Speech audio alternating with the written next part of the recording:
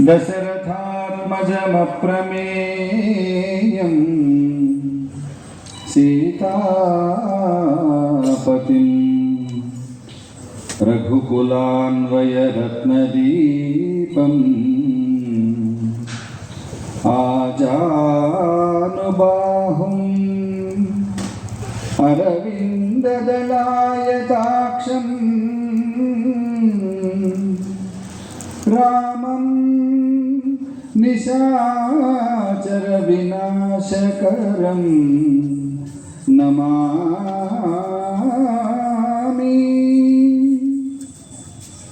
వేదిక పైన ఆశీనులైనటువంటి పూజ్య శ్రీ ఆదిత్యానంద భారతీ స్వామీజీ పాద పద్మాలకు నమస్కరిస్తూ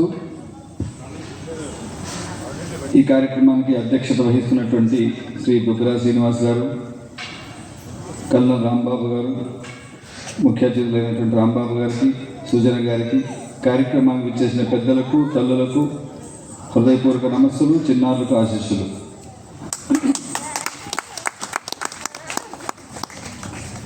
జలుబు కారణంగా కొంత గొంతు రాసిపోయింది, అయినా ప్రయత్నం చేస్తాను.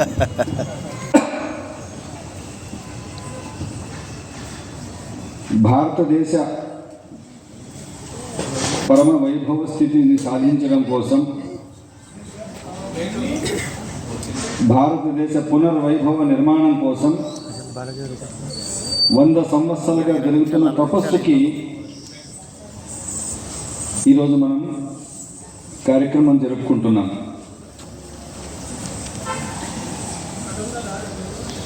రాష్ట్రీయ స్వయం సేవక సంఘం శతాబ్ది పూర్తి చేసుకుంటున్న ఈ సందర్భంలో 3 అంశాలను మనం స్మరించుకోవాలి. ఒకటి, ఆర్ఎస్ఎస్ ఎందుకోసం స్థాపించబడింది. 2, ఈ 100 సంవత్సరాల్లో ఆర్ఎస్ఎస్ ఏం సాధించింది. 3, భవిష్య ప్రణాళిక ఏంటి. మొదటిది, సంఘం ఎందుకోసం ప్రారంభించవలసి వచ్చింది. నా ముందు మాట్లాడిన వక్తలు, పెద్దలు కూడా చెప్పారు. భారతదేశం ప్రపంచంలో అత్యంత ప్రాచీనమైనటువంటి నాగరికత, సంస్కృతి కలిగిన దేశం. ఇది సనాతనం, ఇది నిత్య నూతనం, చిరపురాతనం. దేనికైతే ఆది లేదో దానికి అంతం కూడా లేదు.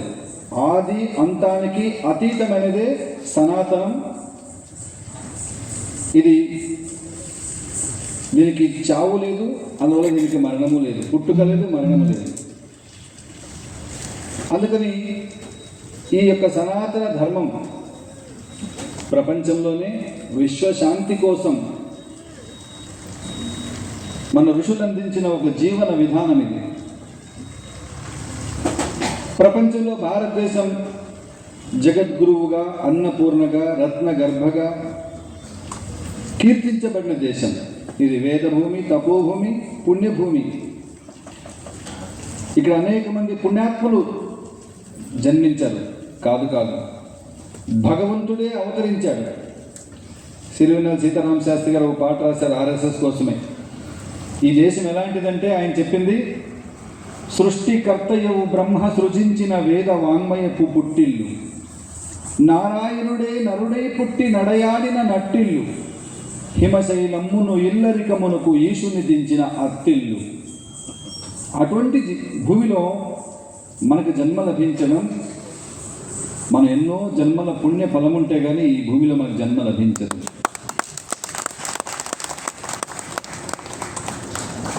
ఇంతటి గొప్ప దేశం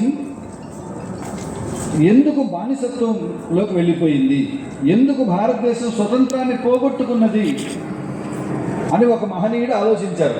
ఆయన పేరే డాక్టర్ కేశవరావు, ఆర్ఎస్ఎస్ సంస్థాపకులు. వారు జన్మజాత దేశభక్తులు. బాలగంగాధర్ తిలక్, మహాత్మా గాంధీ గారు, నేతాజీ సుభాష్ చంద్రబోస్తో కలిసి స్వతంత్ర పోరాటంలో పనిచేస్తూనే అందరినీ ఒక ప్రశ్న అడుగుతుండేవారు, భారతదేశం స్వతంత్రాన్ని ఎందుకు కోల్పోయింది. ఆంగ్లేయులు మనకంటే బలవంతులా? కాదు.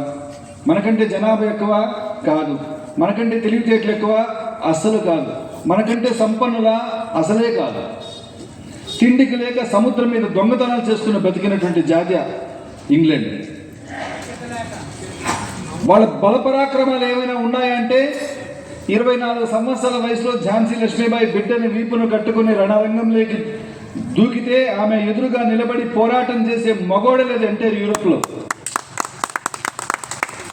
ఒక చంకన్న బిడ్డ చూడు, ఒక వంకన్న ఖడ్గమాడు, రణమున రయమున వెళ్ళే హయమున ఝాన్సీని చూడు అంటాడు ఒక కవి. పోనీ మనకంటే తెలివితేటలున్నారంటే అసలే కాదు. 15వ శతాబ్దం వరకు కూడా ఇంగ్లాండ్లో యూరోపియన్స్కి భూమి గుండ్రంగా ఉంది అనే విషయమే తెలియదు. భూమి గుండ్రంగా ఉందని చెప్పినందుకు 3 శాస్త్రవేత్తల్ని దారుణంగా చంపేశారు, గెలీలియో, కోపర్నికస్, బ్రూనో. వాళ్ళకంటే సరిగ్గా 1000 సంవత్సరాల క్రితమే భారతదేశంలో భూమి గుండ్రంగా ఉందని చెప్పారు ఆర్యభట్ట, వరాహమిహిర, భాస్కరాచార్య. మనకంటే జనాభా ఎక్కువ కాదు, మనకంటే తెలివితేటలు లేవు, మనకంటే సంపన్నులు కాదు.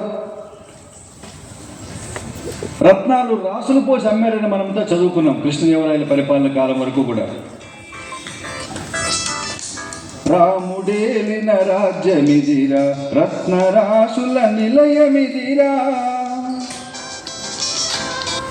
ధర్మదేను పాదమూనిన కర్మభూమిర సోదరా, కర్మభూమిర సోదరా. రాముడేలిన రాజ్యం ఇది, రత్నరాశుల నిలయం ఇది. నలంద, తక్షశిల విశ్వవిద్యాలయాల్లో చదువుకోవడానికి ప్రపంచమంతా వచ్చారు ఈ దేశానికి. అటువంటి జ్ఞాన భూమి, జ్ఞాన సంపన్న కలిగిన భూమి. ఆంగ్లేయులు భారతదేశానికి వచ్చే సమయానికి ప్రపంచ వ్యాపారంలో భారతదేశం వాటా 27%.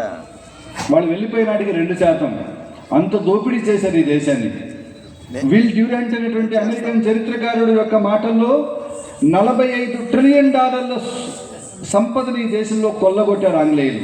అంటే రూపాయల్లో చెప్పాలంటే 3,300 లక్షల కోట్లు. 1757 ప్లాసీ యుద్ధం నుండి 1947 స్వతంత్రం వచ్చే వరకు 190 సంవత్సరాల కాలఖండంలో భారతదేశంలో బ్రిటిష్ వాళ్ళ చేత చంపబడిన భారతీయుల సంఖ్య 5 కోట్ల మంది.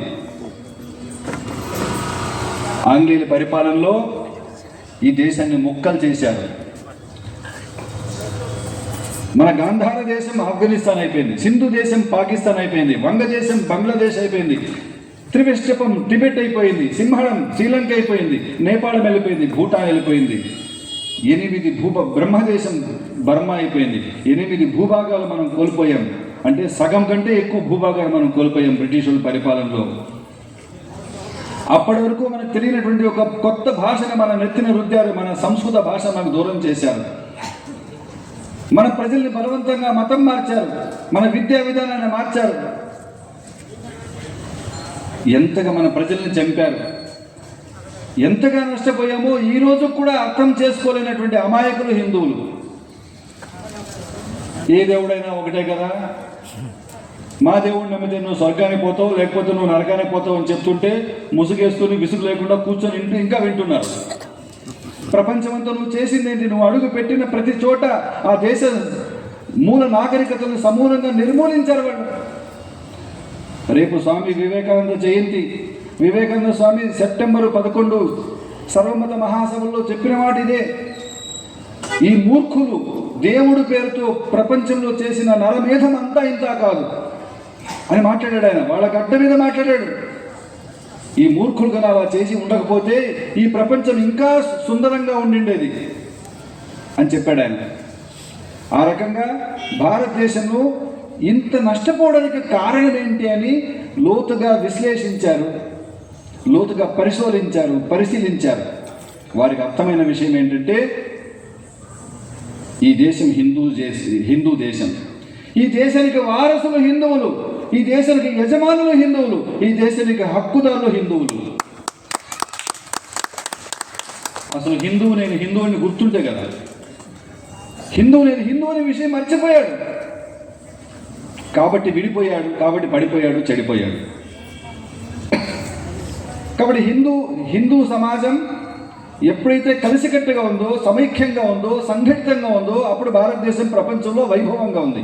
ఎప్పుడైతే హిందువులు విడిపోయారో అప్పుడు దేశం పతనమైపోయింది. దీన్ని వారు అర్థం చేసుకున్న తర్వాత హిందూ సమాజ సమైక్యత కోసం, హిందూ సమాజ సంఘటన కోసం 1925లో మహారాష్ట్రలోని నాగపూర్లో విజయదశమి రోజున రాష్ట్రీయ స్వయం సేవక సంఘాన్ని ప్రారంభించారు. చిన్న కథ చెప్తే మీకు బాగా అర్థమవుతుంది. కథ అంటే ఏదో రాజుగారు అడవి ఉన్నారు కదా. ఈ కథలో రాజ్యం ఏంటంటే అడవి, దానికి రాజు సింహం. ఆ సింహానికి ఒక చిన్న పిల్ల ఉంది. ఈ పెద్ద సింహం రోజు వేటకి వెళ్ళేది, ఆహారం తీసుకొచ్చి పిల్లకు పెట్టేది. ఒకరోజు తల్లి రావడం ఆలస్యమైంది. ఈ పిల్ల సింహం తల్లిని వెతుక్కుంటూ అడవి బయటకు వచ్చి ఒక గొర్రెల మందులో కలిసిపోయింది. ఆ గొర్రెలతో పాటు ఆ గొర్రెల కాపరి ఇంటికి గొర్రెలను తోలుకొస్తే అందులో సింహం పిల్ల ఉంది. ఆశ్చర్యపోయాడు, ముద్దుగా ఉంది, దానికి ఏదో ఆహారం పెట్టాడు. రోజు గొర్రెలతో పాటు అడవికి వెళ్తుంది, తిరిగి ఇంటికి వస్తుంది. అలా రోజులు గడిచాయి, వారాలు గడిచాయి. తల్లి బిడ్డ కోసం వెతుకుతోంది. ఒకరోజు మొత్తం మీద ఈ గొర్రెల మందలో తన బిడ్డని కనుక్కున్నది. అది దగ్గరికి వెళ్ళింది. చూడంగానే అవన్నీ కూడా పారిపోయాయి, పరుగు పెడుతున్నాయి ఈ గొర్రెలన్నీ కూడా. దాంతోపాటు సింహం మీద కూడా పరిగెడుతుంది. దీనికి ఆశ్చర్యం వేసింది. నన్ను చూసి గొర్రెలు భయపడతాయి, ఈ సింహం కూడా పారిపోతుంది ఏంటి అనుకున్నాడు. అది గట్టిగా మొత్తం మీద పరిగెత్తి వెళ్ళే సింహాన్ని పట్టుకుంటే అది గడగడ ఒడికిపోతుంది. నన్ను వదిలేసి వెళ్ళిపోవాలి అంటుంది. ఎక్కడికి వెళ్ళిపోతావు? మా గొర్రెలన్నీ వెళ్ళిపోతున్నాయి, నేను కూడా వెళ్ళిపోతా అంటుంది. నువ్వు గొర్రె కాదు, నువ్వు సింహమే. లేదు నేను గొర్రె అంటుంది. ఎంత చెప్పినా దానికి అర్థం కావట్లేదు. మొత్తం మీద దాన్ని లాక్కెళ్ళి ఒక బావిలో నీడను చూపించింది, నీటిలో. అవునే, నేను కూడా సింహంలాగా ఉన్నాను అన్నది. సింహంలాగా ఉండడం కాదు, నువ్వు సింహమే, నువ్వు ఆ విషయం మర్చిపోయావు. సింహంలాగా జీవించాలి నువ్వు. ఏది ఒకసారి సింహంలాగా గర్జించండి. బ్యారి గొర్రెలా గర్జింది అంటే అది ఆ సింహం గర్జనే వినలేదు. ఒకసారి గర్జించి వినిపించింది. సింహం గురించి చెప్తారు. నాభిషేకో నసంస్కారో సింహస్య క్రియతే మృగై విక్రమార్జిత రాజ్యస్య స్వయమేవ మృగేంద్రత. సింహానికి ఎవరు ఎలక్షన్ పెట్టి అడవికి రాజుగా ఎన్నుకోరు. తన పరాక్రమం చేత సింహం అడవికి రాజు అవుతుంది. అలా నువ్వు అడిగి మురగరాజు, నువ్వు సింహంలాగా బ్రతుకు అంటే అప్పటి నుంచి అది తన గతాన్ని తెలుసుకొని తన సింహంగా జీవించడం మొదలుపెట్టింది.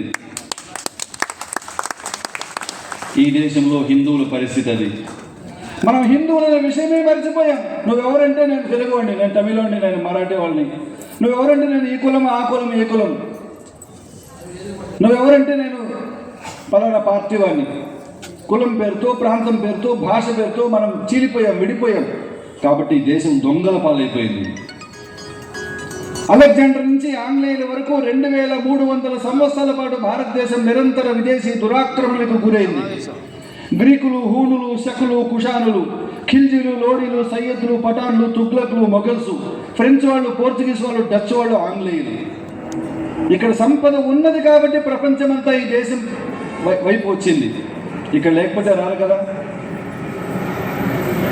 సోమనాథ మందిరాన్ని విధ్వంసం చేసిన 1026, ఇప్పుడు సరిగ్గా 1000 సంవత్సరాలు అయింది. ఈరోజు మన ప్రధానమంత్రి గారు కూడా గుజరాత్ సోమనాథ్ వెళ్ళారు. ఒక శౌర్య యాత్ర జరుగుతోంది అక్కడ. 2000 సంవత్సరాల పాటు విదేశీ ముష్కరుల ఆక్రమణను ఎదుర్కొని ఇప్పటికీ భూమి మీద ఏదైనా ఒక దేశం నిలబడి ఉంది అంటే అది భారతదేశం మాత్రమే. ఇది ఊరికే సత్యాగ్రహాలు చేస్తే, అర్జీలు పెట్టుకుంటే, అడుక్కుంటే రాలేదు. దీని వెనకాల లక్షలాది మంది త్యాగం ఉంది, బలిదానం ఉంది, ఆత్మ సమర్పణ ఉంది. అది భారతదేశ చరిత్ర. అడుక్కుండే జాతి కాదు మంది, అర్జీలు పెట్టుకునే జాతి కాదు, సత్యాగ్రహాలు చేసి కడుపు మార్చుకునే జాతి కాదు మంది. హతో వా ప్రాప్స్యసి స్వర్గం జిత్వా వా భోక్ష్యసే మహీం తస్మాదుత్తిష్ట కౌంతేయ యుద్ధాయ కృత నిశ్చయః.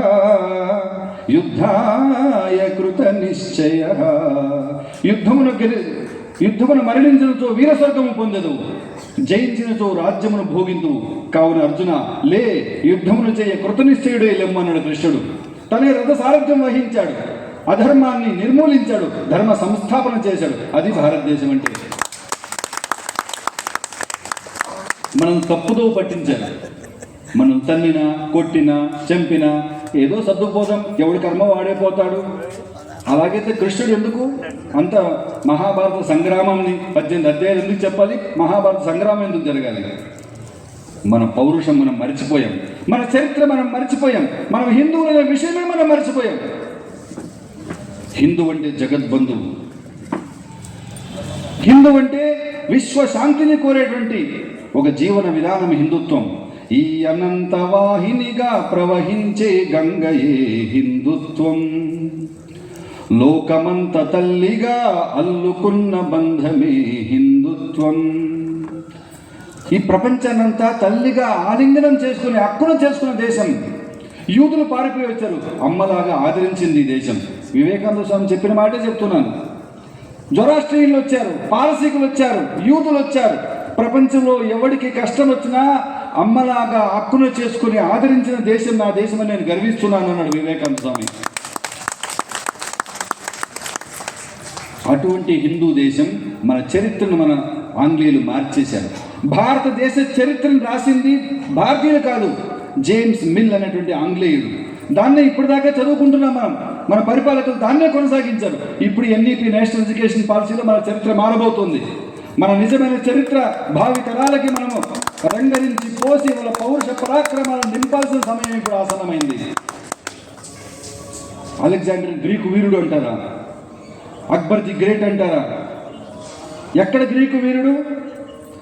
భారతదేశంలో ఇప్పుడున్నటువంటి భారతదేశంలోకి ఎంటర్ కాలేదు అలెగ్జాండర్. సింధు నది దాటలేదు.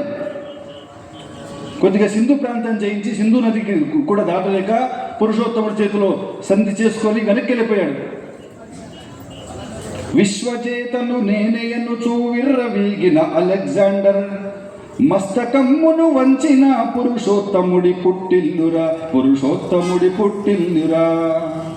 వేద భూమిది ధర్మ భూమిది కర్మ భూమిర సోదరా, ఇది వైరి శిరములు బంతులాడిన వీర విక్రమసీమర, ఇది వీర విక్రమసీమర. అది మన దేశ చరిత్ర. కాబట్టి ఇప్పుడు హిందూ సమాజానికి అవసరం ఏంటి? మొదట నువ్వు హిందూ అని గుర్తు చేయాలి. వివేకానంద స్వామి తన జీవిత సందేశం ఏమిచ్చారంటే, గర్వసే కహో హమ్ హిందూ హై, హిందువునని గర్వించు, హిందువుగా జీవించు అన్న వివేకానందుడి మాటనే రాష్ట్రీయ స్వయం సేవక్ సంఘం ఆచరణలో పెట్టే ప్రయత్నం చేస్తున్నది. Vivekananda vision is called RSS mission. Vivekananda దృష్టి ఆర్ఎస్ఎస్ సృష్టి. కాబట్టి మొదట we should feel proud to say that I'm Hindu. ఎందుకు నేను హిందూ గర్వించాలి? విశ్వ కళ్యాణం కోసం పనిచేస్తున్నది హిందూ ధర్మం. వసుధైవ కుటుంబకం అనే కాన్సెప్ట్ను ప్రపంచానికి అందించింది హిందూ ధర్మం. సర్వే జన సుఖినో భవంతు అని చెప్పింది హిందూ ధర్మం. కృణ్వంతో విశ్వమార్యం అని చెప్పింది హిందూ ధర్మం. ప్రతి రాయి రప్ప చెట్టు చేములో కూడా అన్నింట్లో పరమేశ్వరుడు ఉన్నాడని చెప్పింది హిందూ ధర్మం. రాయికి రప్పకి చెట్టుకి చేమకి చరాచరములకన్నిటికీ నతమస్తకమౌ నతులు సరుపు పరమోన్నతమౌ ఘన సంస్కృతిది. వినయము విద్యాభూషణమనుకొను విమల మనస్కుల వీడు ఇది. దురహంకారము దరిచేరని మహనీయ జీవనుల మార్గమిది. యోగులు సాగిన మార్గమిది, లోకములేలిన దుర్గమిది, శాశ్వత శాంతుల స్వర్గమిది. ఇక్కడ మన దేశం గొప్పది, మన ధర్మం గొప్పది, మన సంస్కృతి గొప్పది అని ఈ తరానికి ప్రతి హిందువుకి గుర్తు చేయాలి. మనం హిందువులం, మనం బంధువులం, మనం కలిసి జీవించాలి. ఈ దేశాన్ని ధర్మాన్ని కాపాడుకోవాల్సిన బాధ్యత మనకున్నది అని గుర్తు చేయడమే రాష్ట్రీయ స్వయం సేవక్ సంఘం చేస్తున్న పని. ఈ 100 ఏళ్లలో వేలాది మంది, లక్షలాది మంది సంఘ స్వయం సేవకులు నిర్మాణమయ్యారు. అన్ని జీవన రంగాల్లోకి ప్రవేశించారు. విద్యాభారతి అనే ఒక సంస్థను స్థాపించి 27,000 స్కూల్స్ ఈరోజు విద్యాభారతి ద్వారా దేశంలో నడుస్తున్నాయి. సేవాభారతి అనే సంస్థ ద్వారా 1,22,000 సేవా కార్యక్రమాలు నడుస్తున్నాయి. విద్యార్థుల్లో ఏబీవీపీ, ధార్మిక క్షేత్రంలో విశ్వ హిందూ పరిషత్, రాజకీయ రంగంలో భారతీయ జనతా పార్టీ, కార్మిక రంగంలో భారతీయ మజ్దూర్ సంఘ్, రైతుల్లో భారతీయ కిసాన్ సంఘ్, సైన్యంలో పనిచేసి రిటైర్ అయిన వాళ్ళ కోసం పూర్వ సైనిక సేవా పరిషత్, అలా సుమారు మహిళల కోసం రాష్ట్ర సేవికా సమితి, ఇలా సుమారుగా 36 సంస్థలు పనిచేస్తున్నాయి సంఘ యొక్క డైరెక్షన్లో. వీటిని వివిధ క్షేత్రాలు ఉంటాయి. అన్ని అంటే విద్య, వైద్యము, ధార్మిక, కార్మిక, రాజకీయ, శాస్త్ర, సాంకేతిక రంగాల్లో భారతదేశంలో మన సైన్స్ అండ్ టెక్నాలజీని, మన ఏన్షియన్ సైన్స్ అండ్ టెక్నాలజీని డెవలప్ చేయడం కోసం ఒక సంస్థ పనిచేస్తుంది, విజ్ఞాన భారతి. ఈ మధ్య తిరుపతిలో దాని సదస్సు కూడా జరిగింది. ఆ రకంగా 36 సంస్థలు పనిచేస్తున్నాయి. అన్నిటి లక్ష్యం ఒకటే, భారతదేశం తిరిగి ప్రపంచంలో గొప్ప దేశం అవ్వాలి, విశ్వగురు అవ్వాలి. అన్ని సంస్థలకి సిద్ధాంతం ఒకటే, భారతీయ సనాతన ధర్మం, భారతీయ సాంస్కృతిక పునాదుల మీద ఈ దేశం మళ్ళీ ప్రపంచంలో వైభవ స్థితిని పొందాలి. అలా దేశానికి ఏ ఆపద వచ్చినా, యుద్ధ సమయాల్లో, ప్రకృతి వైపరీత్యాలు వచ్చినప్పుడు కానీ అందరికంటే ముందుండి సేవ చేస్తున్నటువంటిది రాష్ట్రీయ స్వయం సేవక్ సంఘం.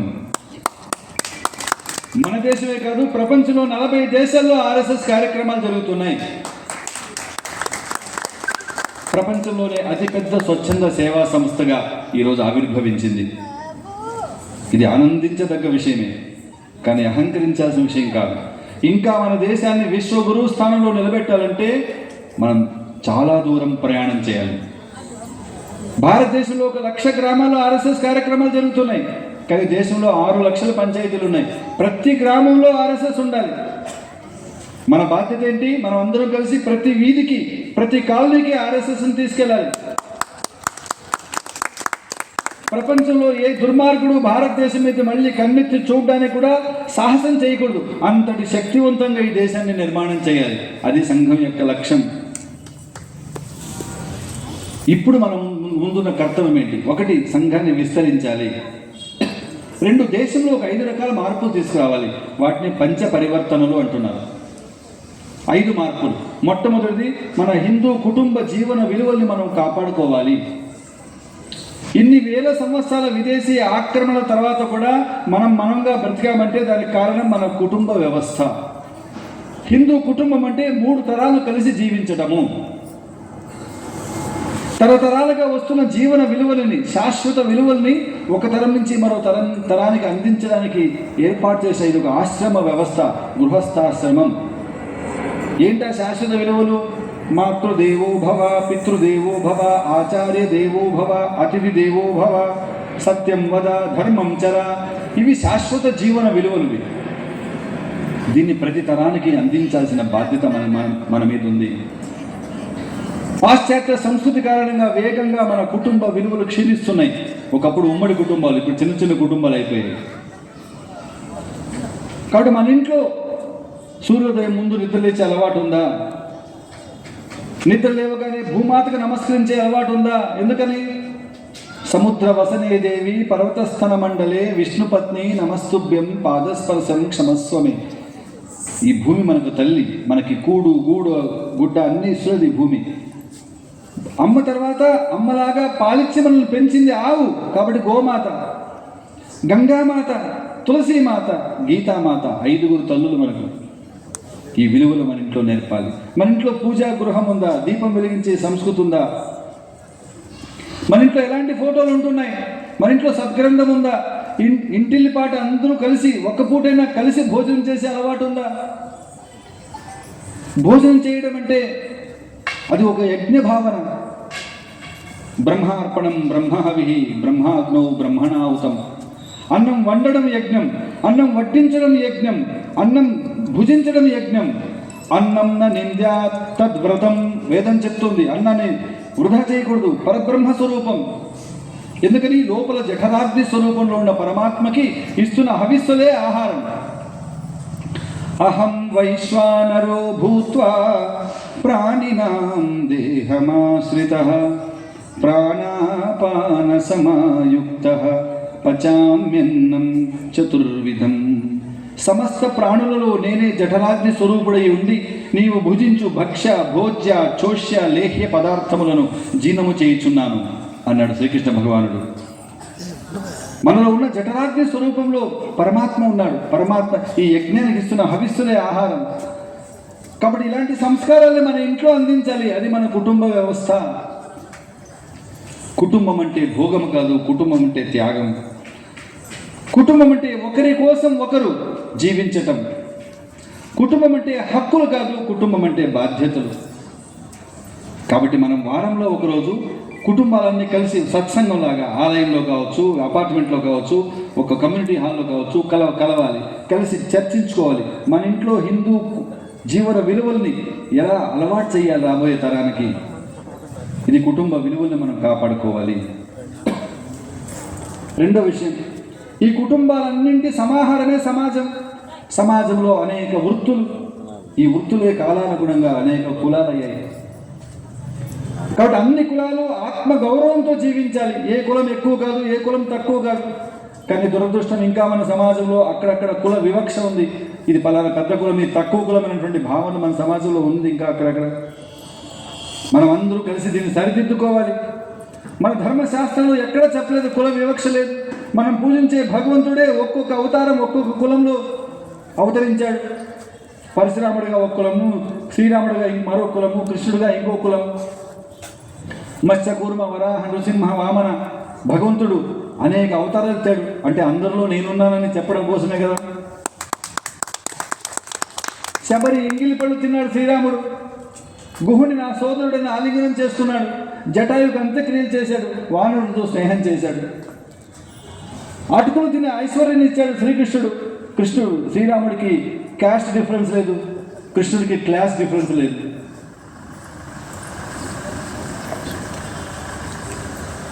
శబరి ఎంగిలి పళ్ళు చక్కగా భుజించి సంతసించెను రామచంద్రమూర్తి. కన్నప్ప చేతిలో కమ్మగా పశుమాంస భక్షణము చేసే పాలనేత్రి. కనకదాసుని చూసి వెనుకు వైపు కుమారి కారుణ్యమును చూపే కమలనాభి. ఉడిపిలో కనకదాసు అనే భక్తుడు దర్శనానికి వెళితే ఒక 500 సంవత్సరాల క్రితం నీకు లోపలికి అనుమతి లేదన్నారు. కృష్ణ, నీ దర్శనం చేసుకుందామని ఎంతో దూరం నుంచి వచ్చాను స్వామి, నిన్ను చూసే సౌభాగ్యం నాకు కలగట్లేదు, నేను వెళ్ళిపోతున్నాను అని చెప్పి గుడిని 3 ప్రదక్షిణలు చేసి వెనకాల వెళ్ళి నమస్కరిస్తే గుడి పడమర వైపు వెనక భాగం బద్దలైపోయింది. తూర్పున తిరిగిన కృష్ణుడు పడమర వైపుకు తిరిగి దర్శనమిచ్చాడు. ఇప్పటికీ కూడా ఉడిపిలో శ్రీకృష్ణుడి దర్శనం దేవాలయం వెనక వైపు ఉన్నటువంటి కనకదాసు కిటికీ ద్వారా మాత్రమే. చాలామంది మీరు చూసి ఉంటారు. కనకదాసుని చూసి వెనుక వైపు కుమారి కారుణ్యమును చూపే కమలనాభి. నందనారుని భక్తి నందీశ్వరుడు మెచ్చి దైవ సన్నిధిని యదారి చూపే. జాషువా కలమున జలజలా ప్రవహించి శారదాంబ పొందే పారవశము. ఈరోజు భాషలో చెప్పాలంటే జాషువా ఒక దళిత కుటుంబంలో జన్మించాడు. ఇటువంటి అద్భుతమైనటువంటి పద్యాలు రాశాడు. సగర మాంధాతాది షట్చక్రవర్తుల అంకసీమను నిలిపినట్టి సాధ్వి. కమలనాభుని వేణుగాన సుధాంబుది మునికి తేలిన పరిపూత దేహ. అటు మాతలకు మాత సకల సంపత్సమేత అని భరతమాతను వర్ణించాడు. జాషువా కలమున జలజలా ప్రవహించి శారదాంబ పొందే పారవశము. గుణము వలన పరమ కృపకు పాత్రులుగా అని కులము బలము కాదు తెలుసుకుంటే. భగవంతుడికి కావాల్సింది నీ గుణము, నీ కులము కాదు. అందరిలో భగవంతుడు ఉన్నాడు. కాబట్టి హిందువులందరూ కలిసి జీవించాలి. ఈ విషయాన్ని 1969లో అదే ఉడిపిలో భారతదేశంలో 4 శంకరాచార్యులు ఒకే వేదిక మీదకి వచ్చారు. అన్ని సంప్రదాయాలకు చెందిన సాధు సంతులు అందరూ ఆ సమావేశంలో పాల్గొన్నారు. అందరూ కలిసి ఒక తీర్మానం చేశారు. హిందవ సోదరాహ సర్వే నా హిందురు పతితో భవే మమ దీక్ష హిందూ రక్ష మమ మంత్ర సమానత. హిందువులందరూ సోదరులే, ఏ హిందువు నీచుడు పతితుడు కాడు. మా దీక్ష హిందూ ధర్మరక్షణ, మా మంత్రం సమానత్వం అని. కాబట్టి అనేక మంది మహాత్ములంతా ప్రయత్నం చేస్తూనే ఉన్నారు. ఆదిశంకరుల దగ్గర నుంచి వివేకానంద వరకు ఈ సామాజిక సమరసతను నిర్మాణం చేయడం కోసం ప్రయత్నం చేస్తున్నారు. మనం వాళ్ళందరి యొక్క బాటలో నడవాలి. హిందువులందరూ ప్రాంతం, భాష, కులాలు, వృత్తులు వేరైనా మనమంతా హిందువులుగా భారతమాత బిడ్డలుగా కలిసి జీవించాలి. దీన్నే సామాజిక సమరసత అంటారు. ఈ సృష్టిలోనే సమానత్వం లేదు. ఇందాక మనం పాడుకున్నాం పాటలో, వైరుధ్యం కాదు. 5 వేళ్ళు సమానంగా లేవు, కానీ వీటి మధ్య ఒక రక్త సంబంధం ఉంది, అది సమరసత. పూలమాలలో దారం కనబడదు. ఒక్కొక్క పువ్వు ఒక్కో ఆకారంలో, ఒక్కొక్క రంగులో, ఒక్కొక్క వాసనలో ఉంది. వాటన్నింటినీ కలిపి నిలిపి ఉంచే దారం ఉందే, అది సమరసత. కాబట్టి హిందువులు కలిసి జీవించాలి. అందరూ ఆత్మ గౌరవంతో జీవించాలి. ఏ కులం ఎక్కువ కాదు, ఏ కులం తక్కువ కాదు. నిండార రాజు నిద్రించు నిద్రయు ఒకటే, అండనే బంటు నిద్రాదియు ఒకటే, మెండైన బ్రాహ్మణుడు మెట్టు భూమి ఒకటే, చండాలుడుండేటి సరి భూమి ఒకటే, బ్రహ్మమొక్కటే పరబ్రహ్మమొక్కటే, పరబ్రహ్మమొక్కటే.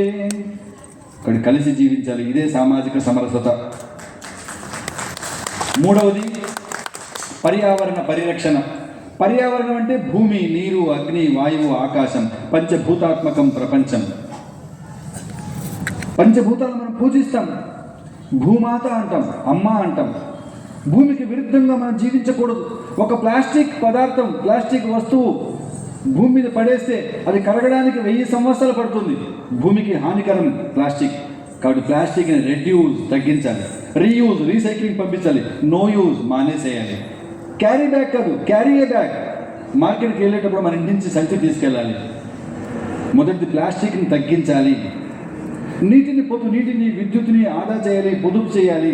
మన ఇంట్లో పచ్చదనం ఉండాలి, మన ఇంట్లో తులసి కోట ఉండాలి, మన డాబా పైన, మన మేడ పైన మొక్కలు పెంచాలి.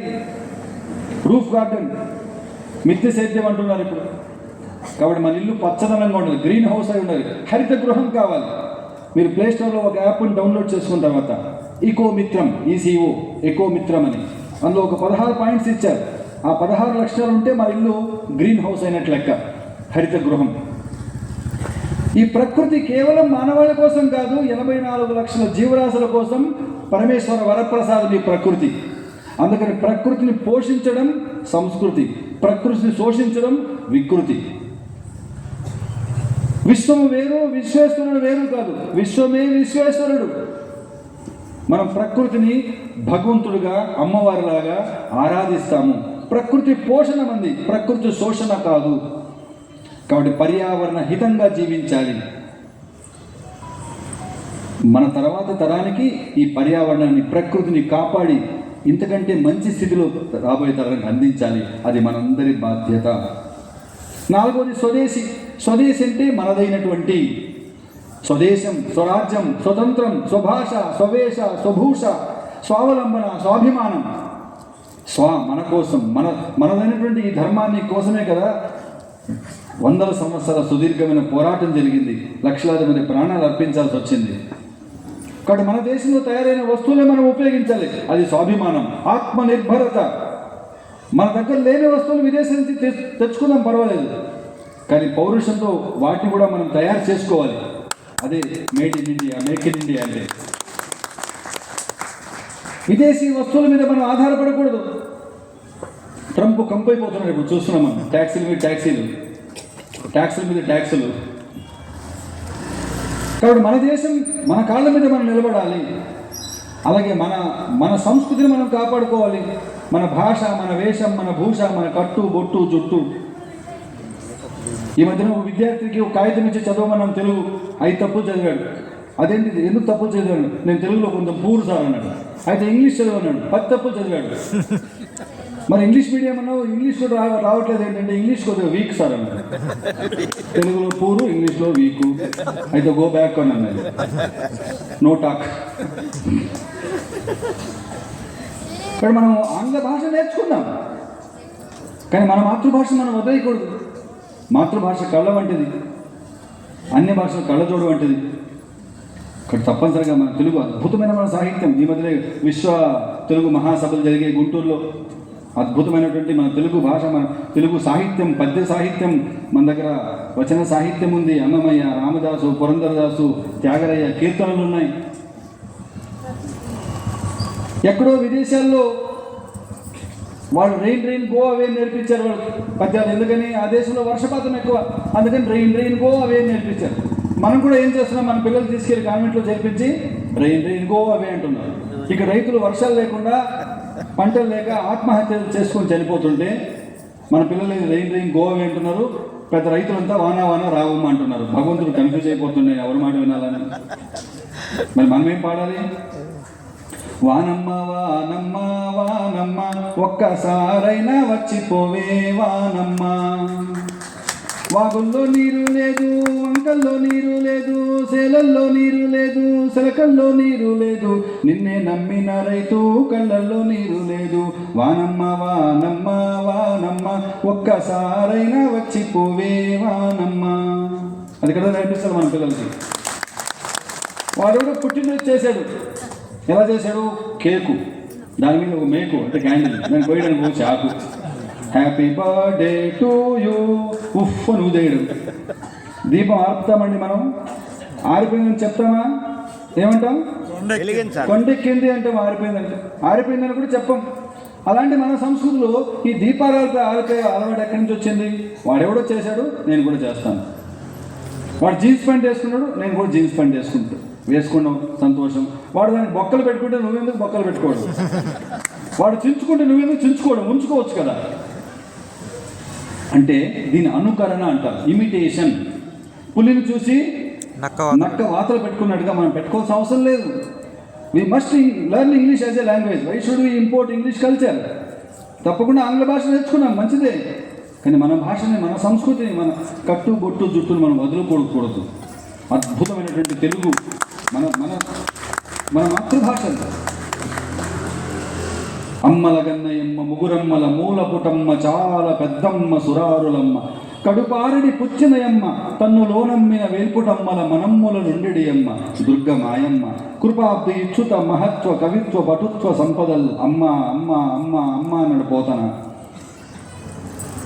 కాబట్టి మన భాషని, మన పద్యాన్ని, మన సంకీర్తనల్ని, మన భజనల్ని మన పిల్లలకు నేర్పించాలి. ఇది స్వాభిమానం. స్వదేశీ అంటే చివరిది పౌర విధులు. భారత రాజ్యాంగం రచించి 75 సంవత్సరాలు పూర్తయింది. రాజ్యాంగం మనకు హక్కులు మాత్రమే కాదు, విధులు, బాధ్యతలు కూడా మనకి ఇచ్చింది. ఒక పౌరుడుగా నేను ఎలా జీవించాలి, నా బాధ్యత ఏంటి?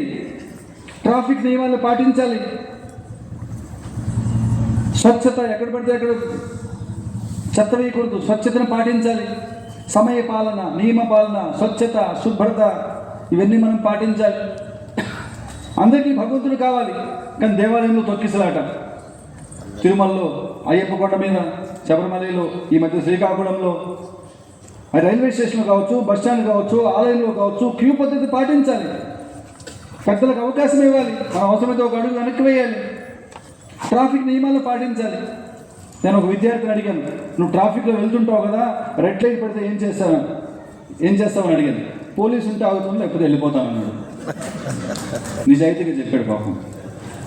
కాబట్టి నియమాలు మన కోసం ఉన్నాయి. ఎవరు చూసినా చూడకపోయినా ఆత్మసాక్షిగా పాటించాలి. దాన్ని అనుశాసనం అంటారు. కాబట్టి ఈ 5 విషయాల్లో దేశంలో మార్పు రావాలి. కుటుంబ విలువలు కాపాడుకోవాలి. 2ది సామాజిక సమరసత. 3 పర్యావరణ పరిరక్షణ. 4 స్వదేశీ జీవనశైలి. 5 పౌర విధులు. ఈ 5ంటిని మనం అందరం కలిసి, అన్ని ఆధ్యాత్మిక సంస్థలు, సేవా సంస్థలు, రాజకీయ పార్టీలు అందరూ కలిసి దేశంలో ఈ 5 మార్పులు తీసుకొస్తే భారతదేశం యొక్క గౌరవం ప్రపంచంలో పెరుగుతుంది. కాబట్టి ఈ పంచ పరివర్తన అందరూ కలిసి మనం సాధించాలి. ఇది ఒక నినాదం కాదు, ఒక ఉపన్యాసంతో అయ్యేది కావచ్చు. 10 ఏళ్ళు పట్టవచ్చు, 20 ఏళ్ళు పట్టవచ్చు, పర్వాలేదు. మనందరూ కలిసి ప్రయత్నించేది.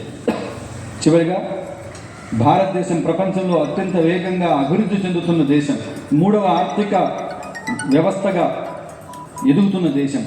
మన దేశం యొక్క అభివృద్ధిని చూసి ఓర్వలేని అనేక విదేశీ శక్తులు ఈ దేశాన్ని బలహీనం చేసే ప్రయత్నాలు చేస్తున్నాయి.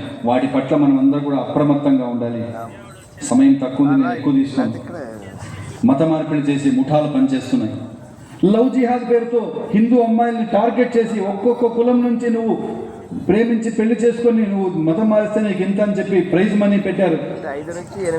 దేశంలో కొన్ని వేల లక్షల కేసులు నమోదయ్యాయి. వాటి పట్ల అప్రమత్తంగా ఉండాలి. భారతదేశంలో డ్రగ్స్ మాఫియా నడుస్తుంది. వాటి పట్ల అప్రమత్తంగా ఉండాలి. అనేక విదేశీ సిద్ధాంతాలు యువతని రెచ్చగొట్టి ఉగ్రవాదం వైపు తీసుకెళ్లే ప్రయత్నాలు చేస్తున్నారు. వాటి పట్ల మనం అప్రమత్తంగా ఉండాలి. అనేక విదేశీ సంస్థలు ఇక్కడ టీవీ ఛానల్ కొనేస్తాయి, పత్రికలు కొనేస్తాయి, రాజకీయ పార్టీలని నాయకులు కొనేయగలవు, ప్రభుత్వాలు మార్చేయగలవు. ఏమైంది బంగ్లాదేశ్లో, నేపాల్లో, శ్రీలంకలో, నిన్న కాదు మొన్న వెనుజులాలో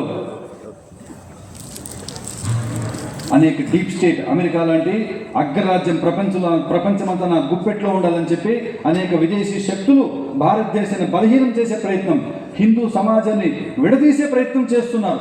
ఉత్తర భారతదేశం వేరు, దక్షిణ భారతదేశం వేరు, హిందువులు వేరు, దళితులు వేరు, హిందువులు వేరు, గిరిజనులు వేరు, హిందువులు వేరు, సిక్కులు వేరు అని చెప్పి హిందూ సమాజాన్ని చీల్చే ప్రయత్నాలు చేస్తున్నారు. మన కుటుంబాల్లో విభజన తీసుకొచ్చే ప్రయత్నం చేస్తున్నారు. మన సంస్కృతి మీద దుష్ప్రచారం చేస్తున్నారు. హిందుత్వం అంటే అనాగరికత, హిందుత్వం అంటే వెనుకబాటుతనం, హిందుత్వం అంటే మూఢనమ్మకాలు, హిందువుల్లో మహిళలకు స్వేచ్ఛ లేదు, ఇలాంటి తప్పుడు సిద్ధాంతాలు చెప్తున్నారు.